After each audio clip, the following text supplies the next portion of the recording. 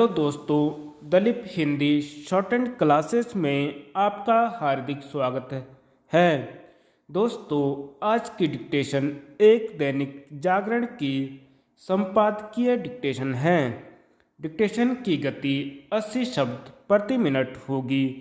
Dictation start करते हैं 5 second बाद।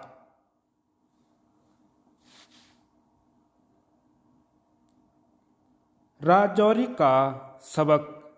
जम्मू संभाग के राजौरी जिले के डांगरी गांव में आतंकियों के हाथों 6 लोगों की हत्या के बाद केंद्र सरकार ने इस जिले में अर्धसैनिक बलों के और जवान तैनात करने के जो आदेश दिए हुए समय की मांग थे।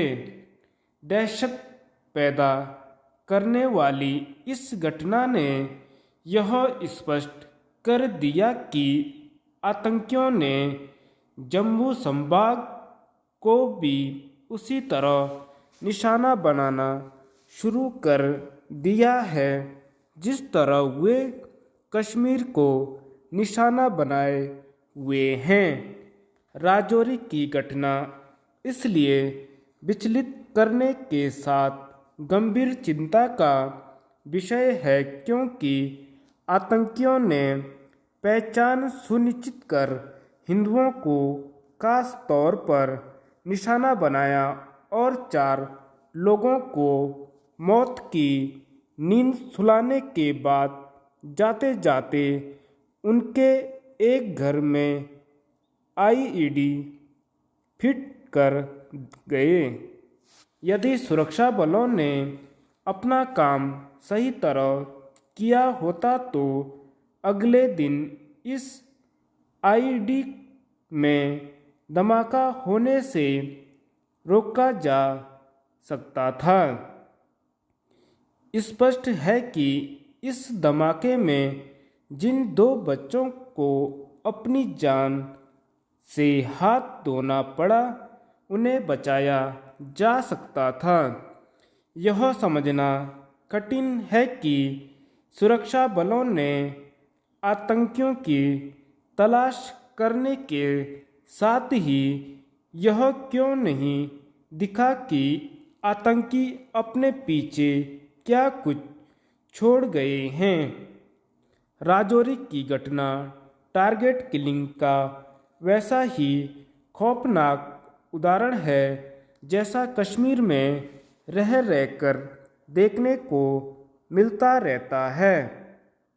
चिंताजनक केवल यह नहीं है कि राजौरी की घटना ने राष्ट्र का वैसा ध्यान नहीं खींचा जैसा आवश्यक था, बल्कि यह भी है कि उसकी अनदेखी होती दिख रही है कि इस आतंकी वारदात का उद्देश्य हिंदुओं के मन में वैसा ही भय पैदा करना था जैसा कश्मीर में पैदा किया गया और जिसके नतीजे में लाखों कश्मीरी हिंदू घाटी से पलायन करने को मजबूर हुए। इससे भी शर्मनाक यह है कि कश्मीर के प्रमुख नेता और विशेष रूप से महबूबा मुफ्ती एवं फारूक अब्दुल्ला राजौरी की घटना की बिना किसी किंतु परंतु निंदा करने के लिए भी तैयार नहीं। इन दोनों नेताओं के विभाजनकारी बयानों की केवल निंदा ही की जा सकती है।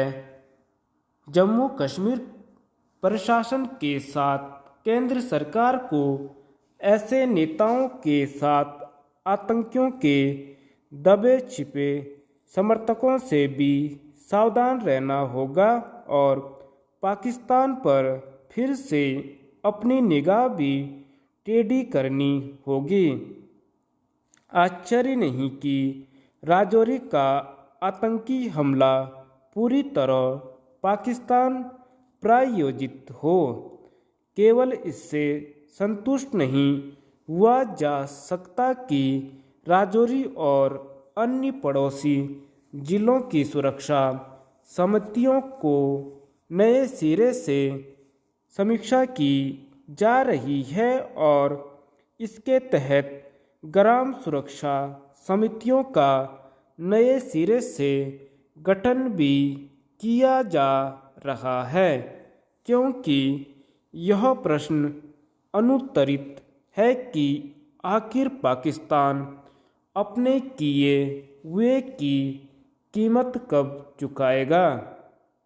राजौरी का एक सबक यह भी है कि पाकिस्तान पोषित आतंकवाद का निर्ममता के साथ दमन करने की कोई नई रणनीति बनाई जाए। आतंकियों के साथ उसके भी दुस्साहस का दमन आवश्यक है। नदियों की स्वच्छता। राष्ट्रीय नदी गंगा की स्वच्छता और निर्मलता के लिए चल रही केंद्र सरकार की महत्वाकांक्षी नमामि गंगे परियोजना उत्तराखंड में नदी स्वच्छता को संबल प्रदान कर रही है। परियोजना के प्रथम चरण में गंगा की मुख्य धारा में लगे 15 नगरों में सीवरेज शोधन संयंत्र, नालों की टैपिंग, गांवों में प्राकृतिक खेती जैसे उठाए गए कदमों के सार्थक परिणाम सामने आए हैं। गोमुख से लेकर ऋषिकेश तक गंगा के जल की गुणवत्ता ए श्रेणी की है, जबकि हरिद्वार में बी श्रेणी की। इसे देखते हुए सरकार ने गंगा की सहायक नदियों को भी नमामि गंगे में शामिल कराने की पहल की और केंद्र सरकार ने भी इसे स्वीकारा। बीते 6 माह के अंतराल में ही राज्य को मिली 300 करोड़ की योजनाएं इसका उदाहरण हैं। हाल में कोलकाता में हुई राष्ट्रीय गंगा परिषद की बैठक में भी उत्तराखंड में नमामि गंगे परियोजना के कार्यों की सराहना हुई थी। अब प्रदेश सरकार कुमाऊं मंडल के सभी जिलों के नदियों से सटे प्रमुख शहरों को नमामि गंगे में शामिल कराने की कसरत में जुटी है। इसके लिए लगभग 500 करोड़ की योजनाएं बनाई जा रही हैं। जल्द ही इनके प्रस्ताव केंद्र को भेजे जाएंगे। इन्हें चालू वित्तीय वर्ष में ही स्वीकृति मिलने की उम्मीद जताई जा रही है। इसके साथ ही उत्तराखंड ऐसे राज्यों की श्रेणी में शामिल हो जाएगा जो नमामि गंगे परियोजना में पूरी तरह आच्छादित होगा। इससे संपूर्ण राज्य में नदियों की स्वच्छता व निर्मलता को गंभीरता से पहल होगी। कारण यह है कि यहाँ की लगभग सभी नदियाँ गंगा की सहायक नदियाँ ही हैं।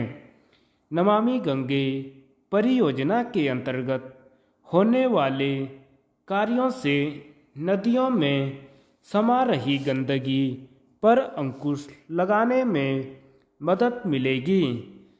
सरकार तो इसके लिए कदम उठा ही रही, आमजन को भी गंगा समेत अन्य नदियों की स्वच्छता के लिए सजग होना होगा। धन्यवाद।